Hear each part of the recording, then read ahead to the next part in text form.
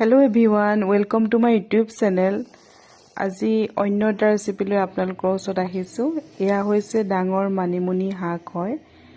ভালদৰে ধুই সাফা কৰি ললো। আজি মই এটা ইয়াৰ ৰেচিপি বনাম, তাকে আপোনালোকৰ আগত শ্বেয়াৰ কৰিছো।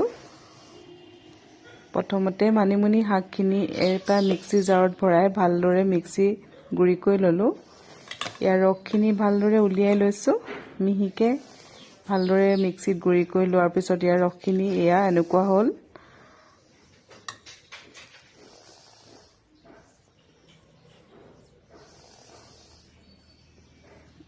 এয়া হৈছে মাছ 4 পিস লৈছো। এটো লোকেল মাছ হয়, তাৰে 4 পিস ললো। অকনমান মসুৰ দাইল লৈছো, কমটিকে এমুঠি মান হ'ব মসুৰ দাইল। আৰু এখন কেৰাহীত মিঠাতেল দি লৈ পিনি মাছবিধক কম কোমলকে ফ্ৰাই কৰি লম। মই বেছি টানকে ফ্ৰাই নকৰো।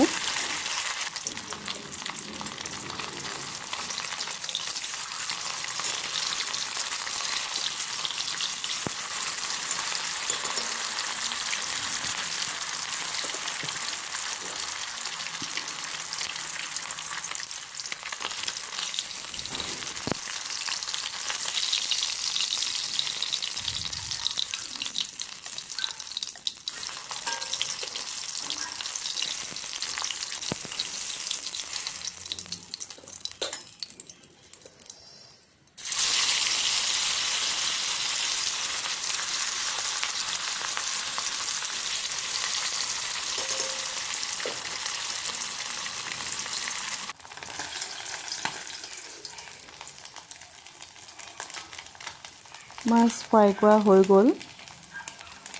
নমাই লৈছো গোটেইকেইডোখৰ মাছ।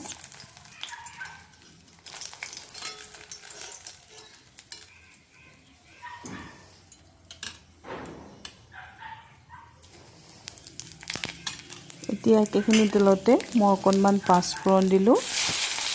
আধা চামুচ পাঁচফোৰণ দিছো আৰু এটা সৰু পিয়াজ দিলো কাটি। অকমান আদা নহৰু বটা দিছো।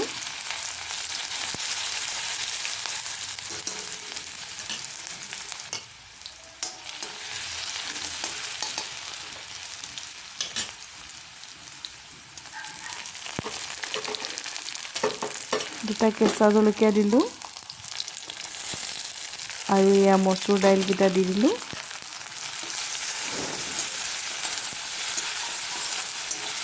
যিসকলে মোৰ এইটো ৰেচিপি ভাল পাইছে আৰু তেওঁলোকে মোৰ চেনেলটো সাবস্ক্ৰাইব কৰিব, লাইক আৰু কমেন্ট কৰিব বুলি আশা ৰাখিলো। এটা আলু মই কাটি দিছো।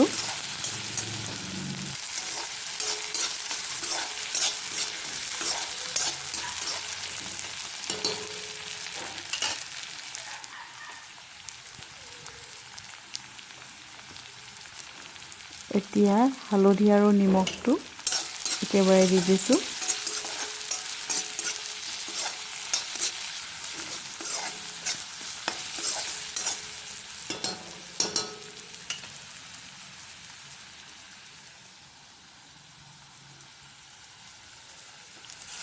এতিয়া এয়া মানিমুনি জলখিনি দি দিলো।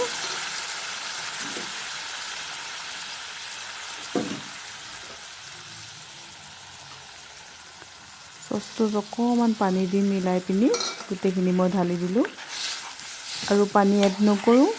ইয়াৰ পৰা আমাৰ দাইলখিনি ধুনীয়াকৈ সিজি যাব, আলু সিজি যাব আৰু অকনমান উতল অহাৰ পিছত আমি মাছবিধক ইয়াত দি দিম।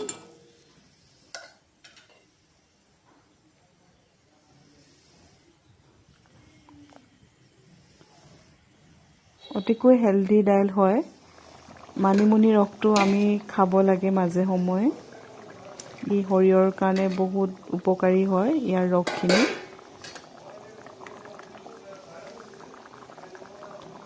অলপ উতল আহোঁতে মই মাছবিধক দি দিলো আৰু এতিয়া 5 মিনিট সময় আকৌ বনাই থাকিম আৰু ৰেডি হৈছে প্ৰায়।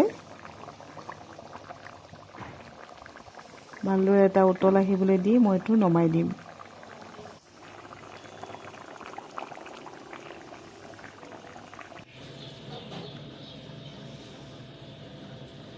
এয়া ৰেডি হৈ গ'ল ডাঙৰ মানিমুনি আৰু মাছৰ জোল। কেনেকুৱা পালে ৰেচিপিটো কমেণ্ট কৰিব। মোৰ চেনেলটো